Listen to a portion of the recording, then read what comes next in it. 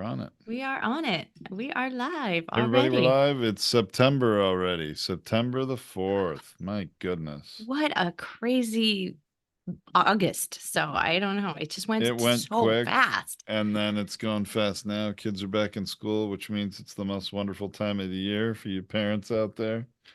But it's crazy hot here in California. I mean, Holy we're mackerel, we're in usually the hot. oven.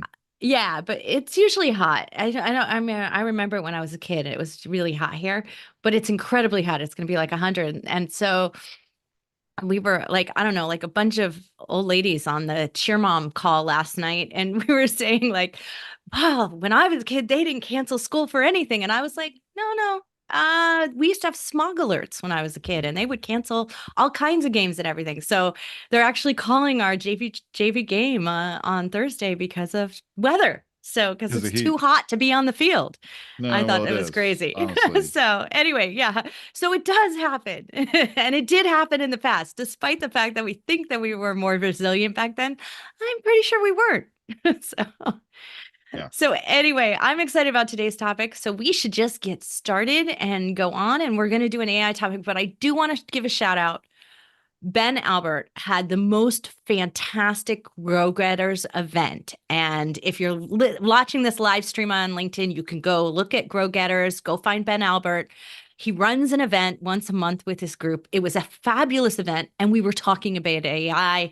And this is the subject we didn't get to. We were talking more on the content creation side on it, and this is more about the image creation side of things. So I think this is a really great tie-in topic to it. So let's get going and we'll talk about that. All right. Very good.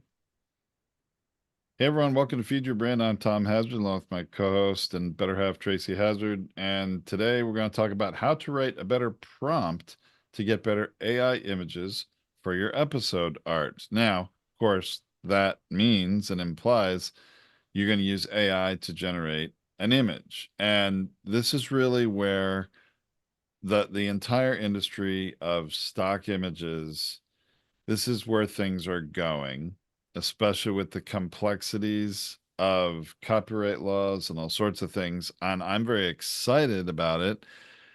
We've been testing this, and, it depending on your level of experience in AI and the kind of images you want, it may be the right time for you to start doing this, or it may not be ready for prime time yet, but it's coming, folks. And no one that I know knows about this better than my co host, Tracy. So, Tracy, let me throw the mic to you here.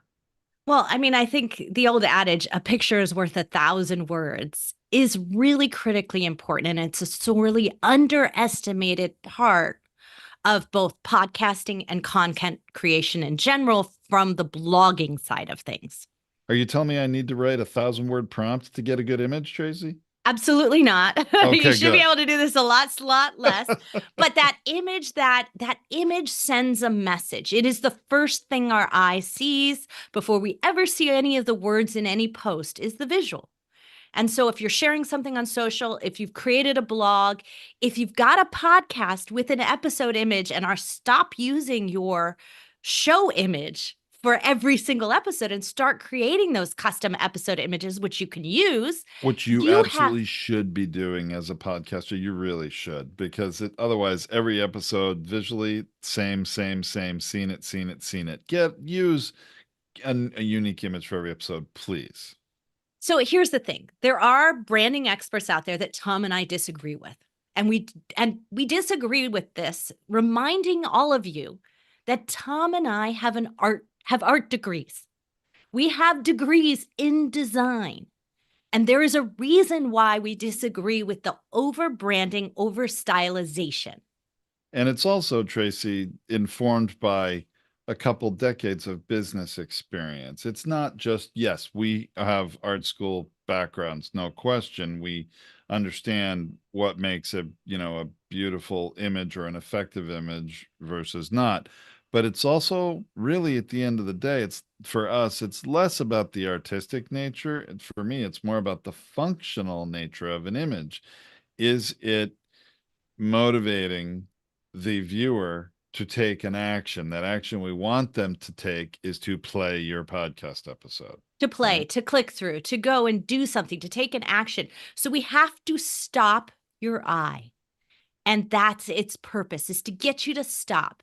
So when we see the same images again and again and again, yes, there is some brand reinforcement, but it is expensive use of space to do that. When you're a big brand, you can afford to slap your logo and your image on everything. But when you're small, you need to capture the attention at the moment and get them to take an action to come listen to you, to come read your stuff, to come find you, to click through. That is its most important role in the visual. It is not to reinforce your brand. Brand reinforcement comes later when you have more money, when you have more business, when you that is its own purpose and its own campaign and you have its own budget for it. In fact, you should have a separate budget for brand building from content building. And that is what we're talking about here is content building creation in any kind of way, whether it's a blog, a podcast, a video, or and the images that go along with that is what we're going to talk about today. So going back to what I said about a picture worth 1,000 words. The important part is that no one will get to your 1,000 words, will listen to your show, will watch your video, will read your blog, unless that image stops them in their tracks and gets them to stop scrolling through their feed and click through it. So a visual, impactful image is the most important thing you can do to make your content seen, heard, and found. Now, it would be really easy for Tom and I in our business in Podetize for us to make the same image for everything. It would be so much simpler and so much cheaper and so much less headache because, designers don't always create, like some of our clients hate the color orange and others of them love it and want everything to be orange. And so there's preferences in here and visual language that does not exist for most people. Most people cannot express style and design and visual language and tell you what they want. They tell you what they don't want. And so there's more complaints on the side of that. So it would be so much easier if repetition was the way to go. But we would not stay in business with our clients coming back week after week, publishing episodes with us and producing them with us. If we did that, we would be doing them a huge disservice. So anyone who tells you that is trying to make their own life easier and still charging you for it. It is exactly that. It making their lives easier. And unfortunately, people's egos play right into this because the sort of rookie error in podcasting that a lot of podcast coaches, far, far, far too many, who either don't care or are unaware that putting a host face on a cover art is not going to help them. And I know a lot of you have your face on your cover art and you're hearing me say this and you're like, what?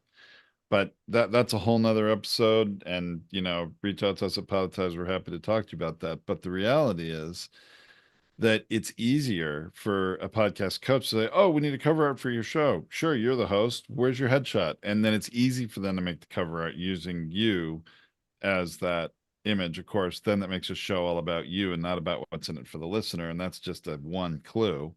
Right. But it's also the episode art. And that's really what we're sort of talking about here because it's content related art that we're talking about creating originals of. Right. And there's also the prevailing idea that you stick your face and your guest face on it. And then it just makes it easy because it's just a template and the faces have changed. But it's not enough. Most of us cannot distinguish the difference in those faces. If those faces don't have the specific energy I'm looking for, if they're not recognizable to me, there is no reason for me to stop. So you are not going to get the impact that you think. Now, there are a lot of people out there who go, well, if you put faces in your social media images, you're going to get more value. And it's true, but it's not. It's not true in the case of content click through. So in other words, getting someone to click through the content. Plus, if you scroll through someone's LinkedIn feed, Facebook feed, I mean, their individual feed, not just your feed where you're getting stuff from everybody, but if you go to someone's Facebook page, their LinkedIn page, and you scroll through all their own posts, and you have that exact kind of templated episode art Tracy was just talking about, where you have the host face and the guest face. And we've had lots of podcasters that do this. And people just keep scrolling because even though there's a different guest face in there, even though in small print there's a different title maybe on that image, it all looks the same. And people process images, their brains process images much faster than they read and interpret titles. So they just keep scrolling because they think, oh, seen it, seen it, seen it. Nothing new here. It doesn't catch their eye. It doesn't make their brain stop and say, ooh, what's that? So the exception to that is a video still, okay? If you've got like in the short and the video's playing and you have an image of a person, it's going to actually do better than a branded still. So in other words, if you've got your logo and stuff all over the still part of it, that's less likely to get clicked than an image of the person just about to talk. And so, because you're like, oh, what are they going to say? They look like they're about mid-sentence. So choosing one of the still images, if you're not going to create a custom one for every YouTube thumbnail or any of those things, or in YouTube Shorts, you don't have a thumbnail. It's sort of like picks a frame. So it's better for you if that is not branded and stylized, because in that way it will work better than if you did the overly stylized one. So just keep that in mind. But here we're talking about AI. So I want to get back to that. Like, why are Tom and I recommending AI images when we are designers and we have a team of designers that we pay quite a lot of money for? So why would we be saying use AI?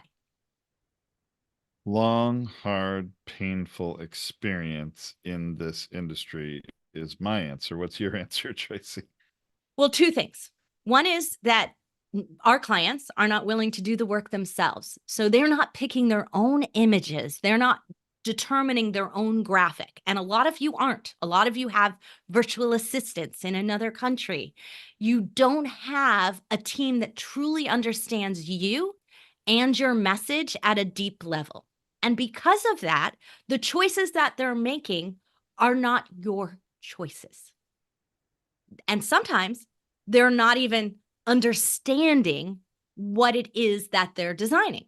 So if you are hiring someone on Fiverr, for instance, and you put in, say, I need a cover image for this, and you describe it, and you leave the link to the video or leave the link to the podcast or whatever it is, they won't listen to it. They're only going by the prompt you have because they need to spend the least amount of time creating this image because that's how they make the most money. So they're never going to deeply dive and understand your content.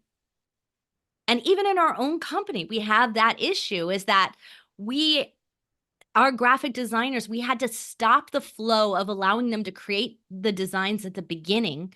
They have to create it after the copy team does their work.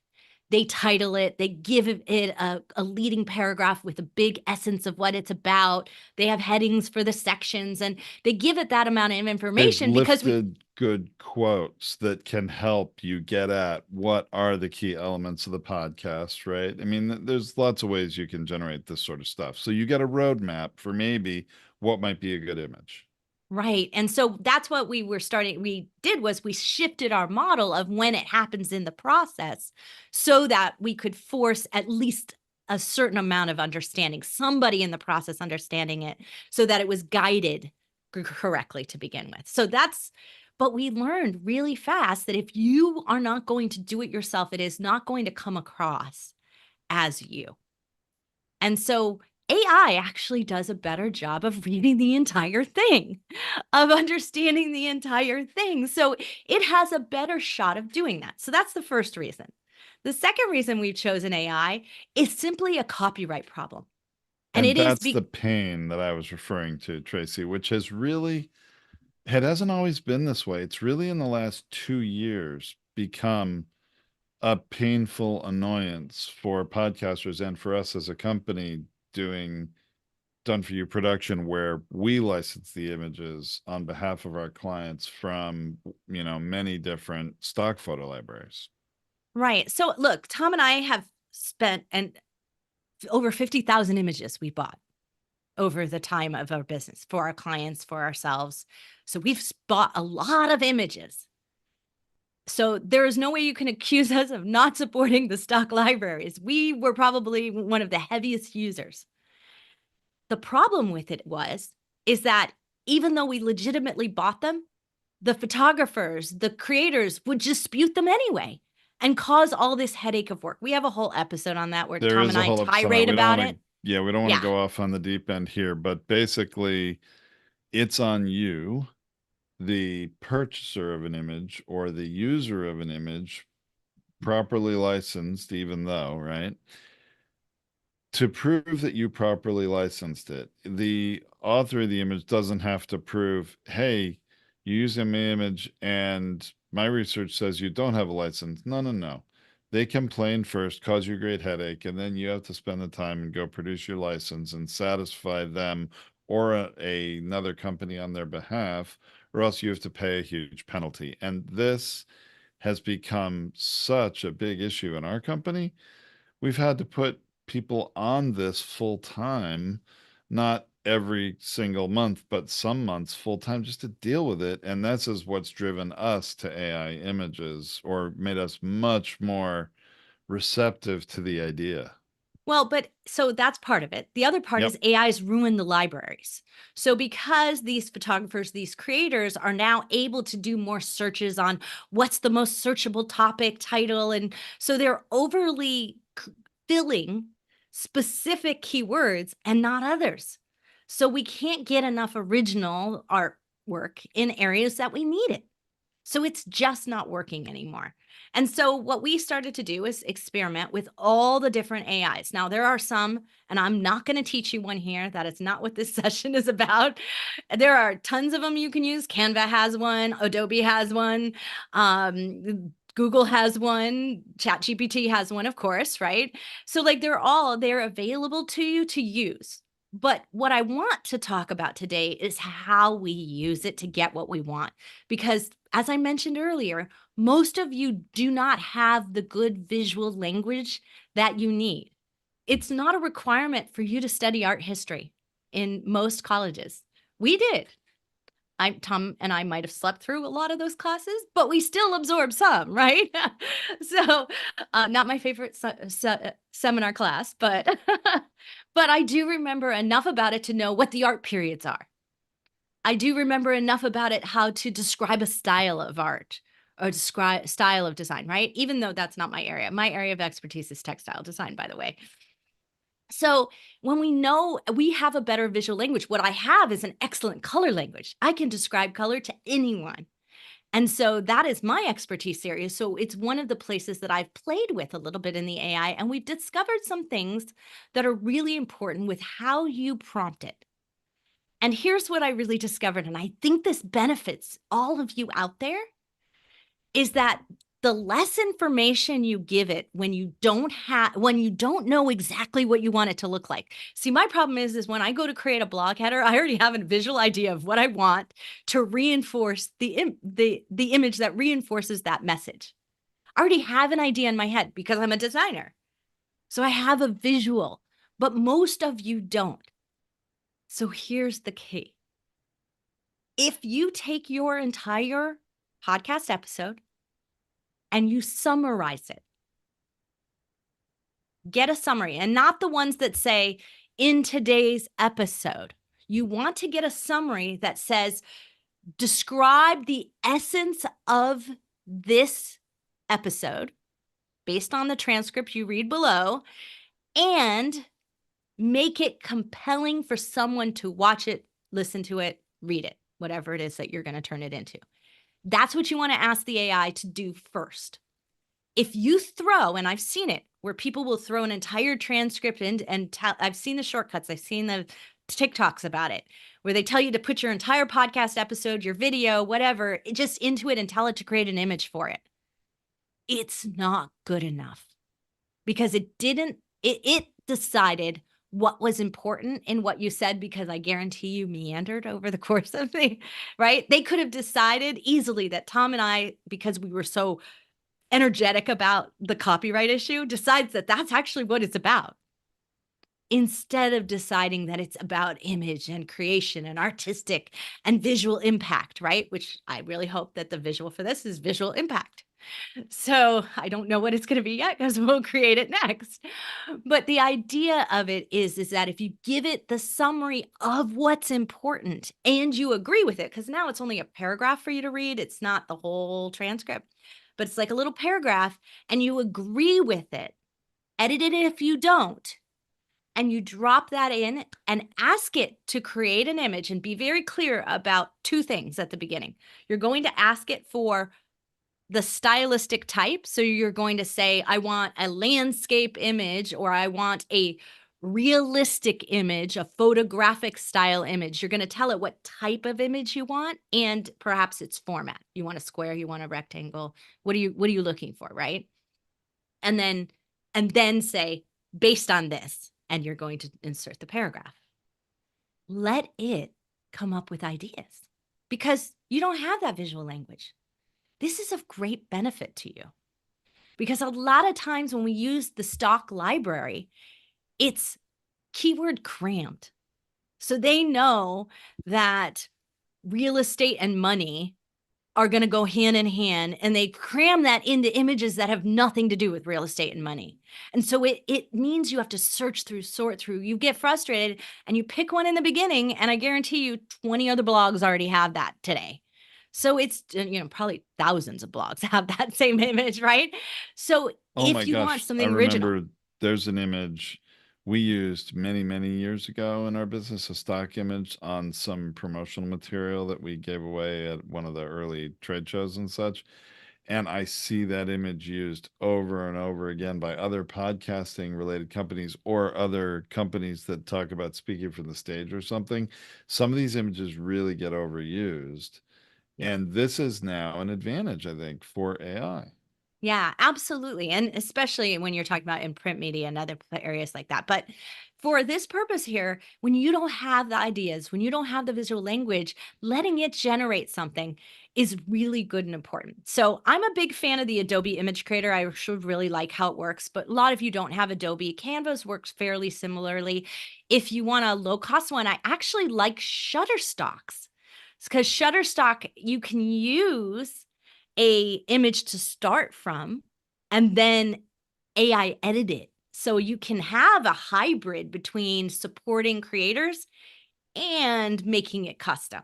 So that's kind of nice as well. So like you can remove people from the image, you can flip it, you can change the colors, you can do a lot in it. And Shutterstock is a fairly simple, easy way to do that. So those are some of the ones that I support and they're easy to use. But in Canva and in Adobe, the one of the major things that happens is when you start to refine from one of the images. So if you let it generate these ideas and you go, "Oh, this one's kind of going in the right way. It needs some tweaking.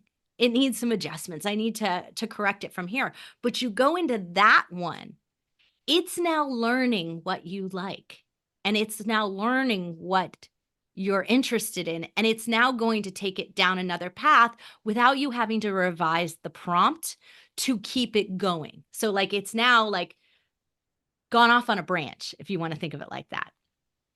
And so that's what I really like. Now, in that section of doing the branch, so now you're branching off, you're coming off of something you like, you're going to build off of it. Here's where we get more specific. And this is the most important thing to remember. The order of details that we think are important, the order we put them in. So if we say, I want a brunette woman in my image, and you put it first, then the AI is treating that as the most important thing. Instead, you might want to say, hey, I want something in the pointillism style that is a landscape image for my blog. Those are really the more important thing that you want. So, keeping it up in those things, and then start to say that feature a brunette woman lying in a field of daisies, bright yellow daisies, like make them unreal, or bright pink daisies, like make them totally different, and because it's the pointillism style that I requested at the beginning, I'm abstracting it. So get into the details of what you want in the frame last. Otherwise, Don't, it focuses on that. and so what I'm hearing is don't let your own biases or preferences influence the order of the prompts because you're probably going to end up with a lot of images that are all the same or not quite hitting the mark as well as you would want it to. You've got to really get yourself out of it and make sure you are crafting prompts that are truly more meaningful in alignment with the outcome you want, not your own biases. Would you agree with that, Tracy? Yeah, exactly. What we have to remember is that sometimes we just have to rearrange the words in our prompt. It's not that the AI doesn't get it. It's not that it's wrong. If you just reorganize the order of things, all of a sudden it will clarify it and it will understand. And that has to do with that order of importance getting a weight in terms of what it can accomplish. So it's like we're asking it to do too much in an image that it has to decide how to prioritize it. We think we're being really clear about it, but we're really Uh, not. but Yeah, the the the AI can't read your mind right, and filter that out. You've got to really, and this is why we're talking about this, because there are different ways to do this. And while there may not be an absolute right and wrong way, I do think there is a good and a better way. right. So think about it going from the broad to the small. So go to the finer details last. Now, some people will tell you to go to the style last. I say no. I say if you're really hot on having a pop art style or a pointillistic style, an abstract style, just start there because you're going to get a better visual to start from, and you're also going to make sure it understands when you say abstract what you mean, right? And so I think that I personally found that for those without a deep understanding of art history and the art styles in general, that's an actually easier way to go is to start from one that you think you like or you think you would like to address or like to utilize. And then go into that type, making sure you're describing what it's for because it is clearer to the AI in the most case, the Gemini one, especially in Google, understands when you say this is for a blog, it gets what you mean by that. It understands what good blog images are. Not every one of those AIs are good at that, but Gemini is in particular. And then go into your more descriptive language about what you're looking for, about, the like that paragraph about what your content's about, right? And then in the last thing, as you get to it and you start to get to something you want, here's where you might want to play with it with color and style. So, say, take this image and show it to me in an abstract style, show it to me in a photorealistic style, show it to me in this is where you can start to explore and play with some of those options and ideas and see what happens to it.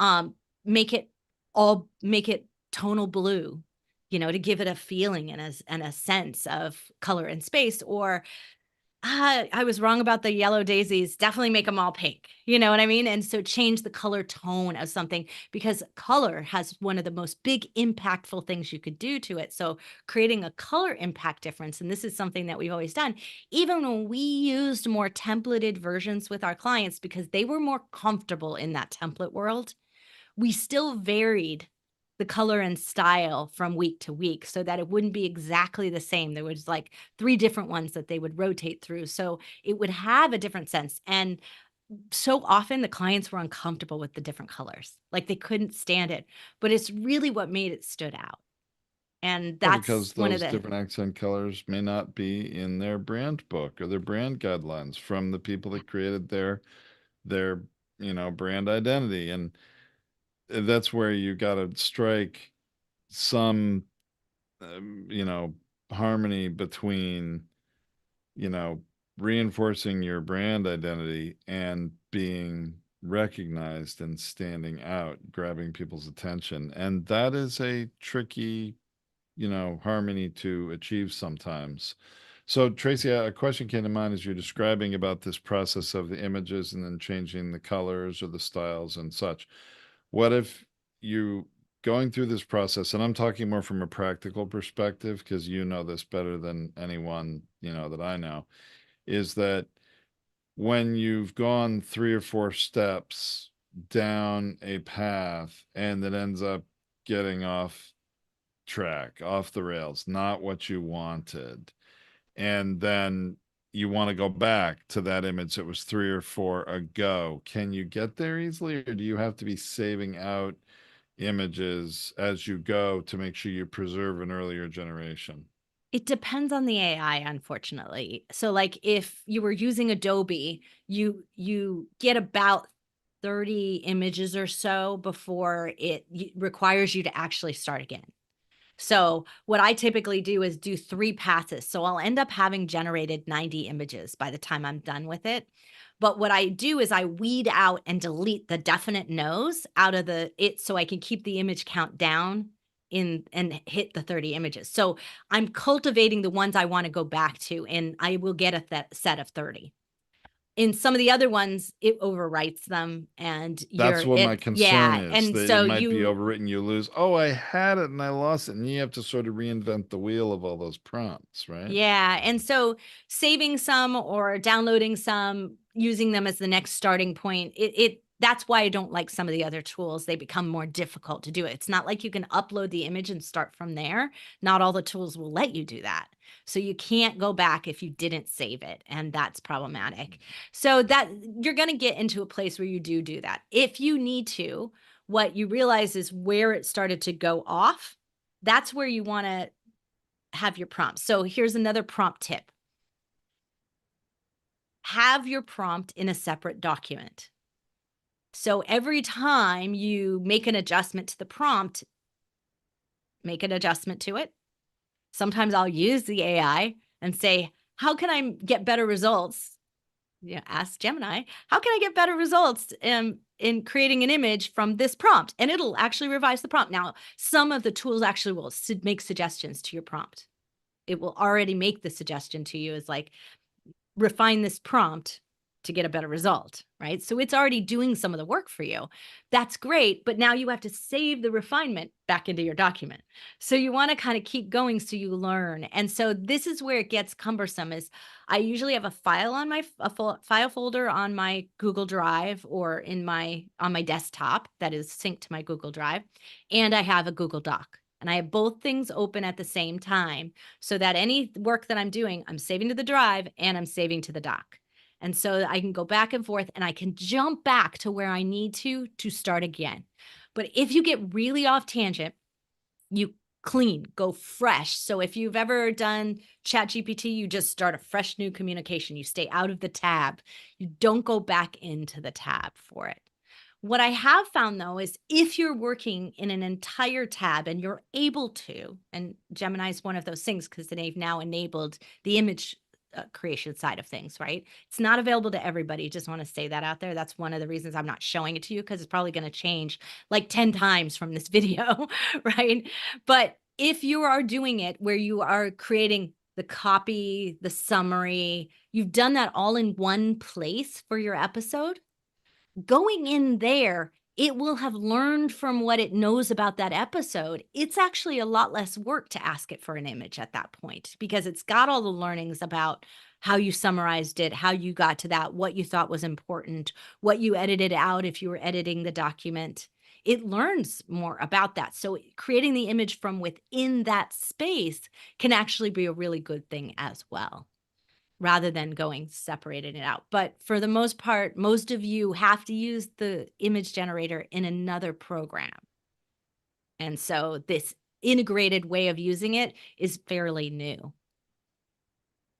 So, Tracy, it really occurs to me that to get good at this, I mean, it's not, maybe certain AIs have a little different process, a little different way you do things, and some may be easier to use than others. But it seems no matter what you choose, there's really some skills that need to be honed in getting the AI to generate the kind of images you want. And you're obviously revealing some of your recommendations and those skills here. You really, it is a new skill that people are going to learn how to, for lack of a better term, because I didn't create, obviously I didn't invent this term. I've heard it spoken about in a way that I didn't appreciate in the media, but is, prompt engineering. I mean, really, there, or in our case, maybe it'd be Prompt prompt designing. designing, right? Seeing as we're art students, that, and we're talking about generating images at the same time, but there really is a an importance and a skill to be developed in how to do it. And I bet a lot of podcast listeners may not want to spend that much time learning how to do this for themselves. Do you think? Yeah, I mean, I think it is time consuming in the beginning, but I can say like I said, I could generate 90 images in Adobe, and by that last one it's exactly where I want it to go. That last set of 30 is doing like final refinements, like getting the right details, making sure, you know, like I want her eyes closed and lying on the field of daisies, right? Like things like that would be detail refinement to it.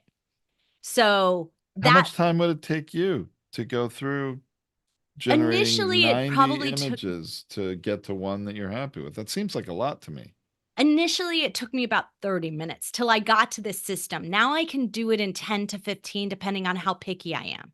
I think most people would stop way before I do.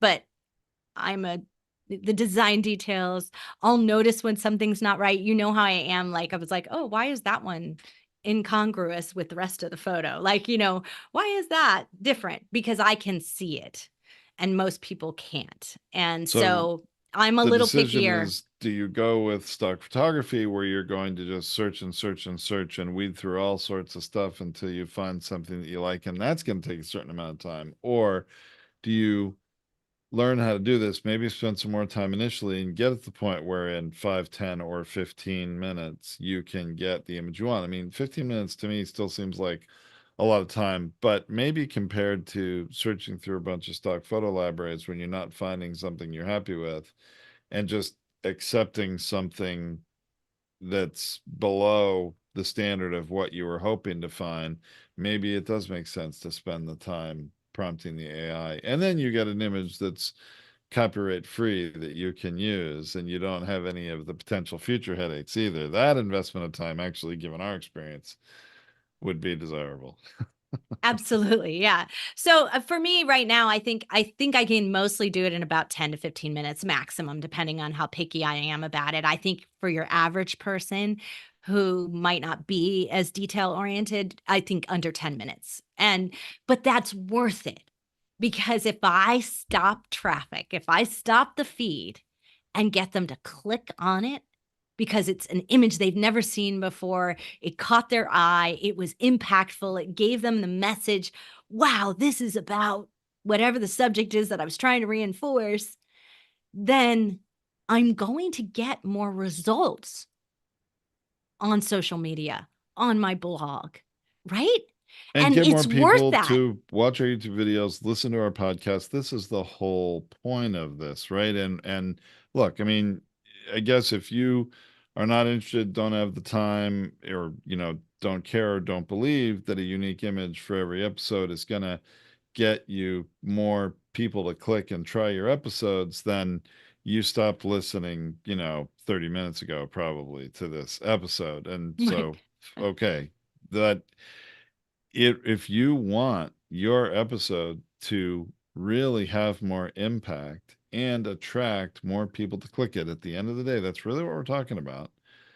Ha- Using every tool available to us. That's what we're about here at Podetize, using every single tool available within the podcast ecosystem, within YouTube's system, within the social media environments that none of us invented, but we are needing to work within. How do we make the biggest impact? How do we stand out? How do we get people to listen to our show and not that other show?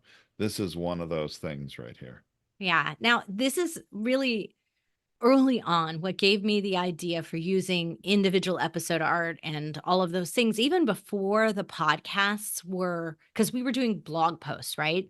Way before anybody else was doing it. And the RSS feed didn't allow episode images back when we started Or podcasting. even, well, or also a lot of the listening apps, even if you did have a unique image when it was available in the RSS feed, the listening apps ignored it. In fact, only till relatively recently in the history of podcasting, which started, of course, it's getting close to 20 years ago, right? And I think 2025 won't officially be 20 years.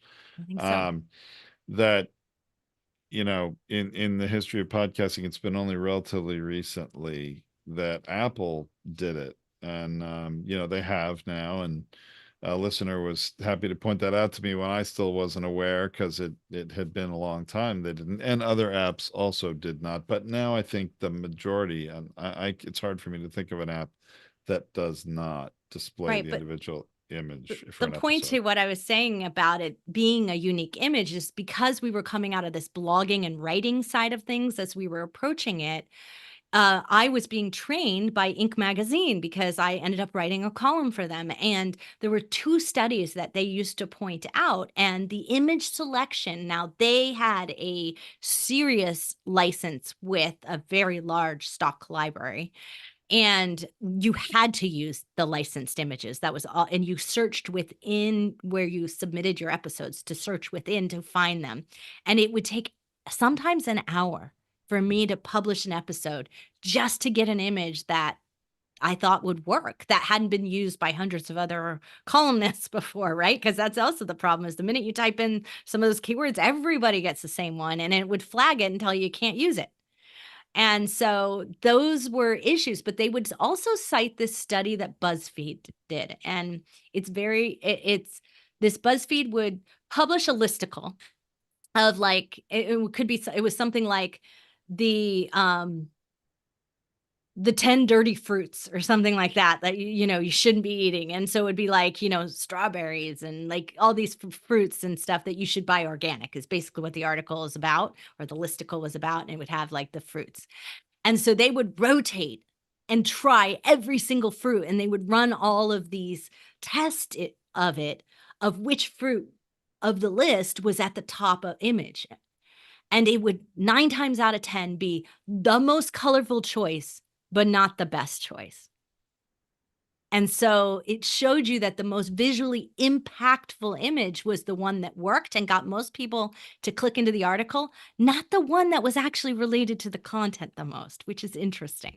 So thinking about that, maybe the AI is going to do something that surprises you because we're a little too much caught up in our content and in our brands and in what we're all about and our colors. So we started out the sort of pre-call part that is not in the recording here, where we were talking about, I had a cheer meeting with a cheer moms meeting the other day or the other night. And we were talking about the sign that we create to promote our big fundraiser. And it's in school colors.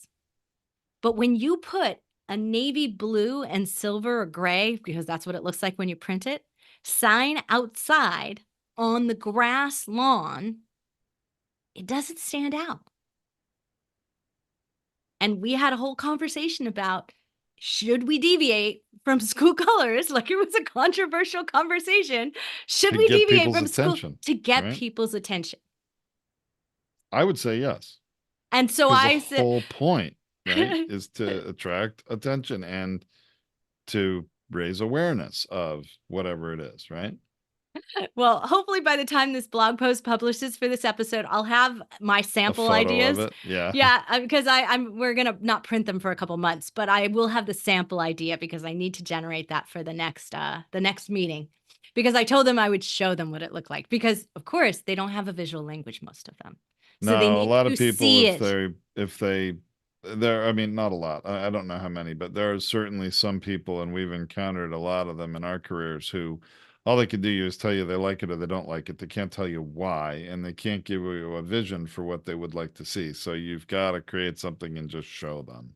Right. So I'll give you the before and after. And first off, it was like, take the flyer and put it on a sign so it has too much words and too much other stuff. So my second version will be very minimalist, but very visually impactful and colorful. And so I'll show you the before and after in the blog post. I'll eventually add that to it. It may not make it when it first goes live, but it will within the next 30 days. So it'll be there because I have to generate that image. So I will share that with you. So make sure you go to the blog post for this episode at podcastersunited.org and check out some of the visuals that we use. Now, keep in mind, we are not yet using our AI images in our actual production flow. So we are not using them on our episodes yet. They are coming and it will happen by the end of this year. But this, what you're getting is a sneak peek into my training on how to do it.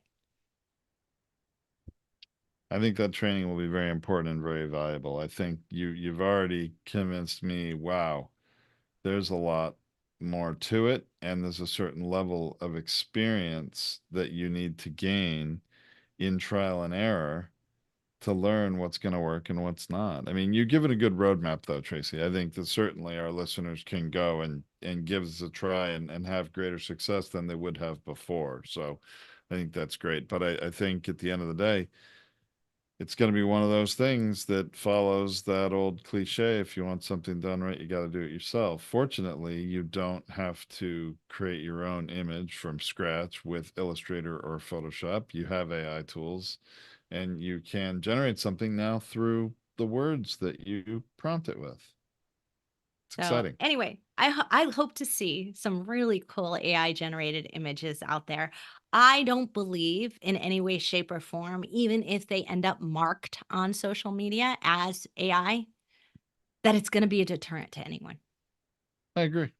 So, so go test it out, try it, check it out, and see what you can do with this, and share your results with us. Let us know what you've done.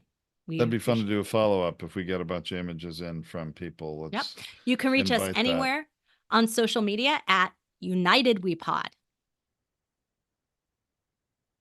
All right, let's let that be the end of the episode.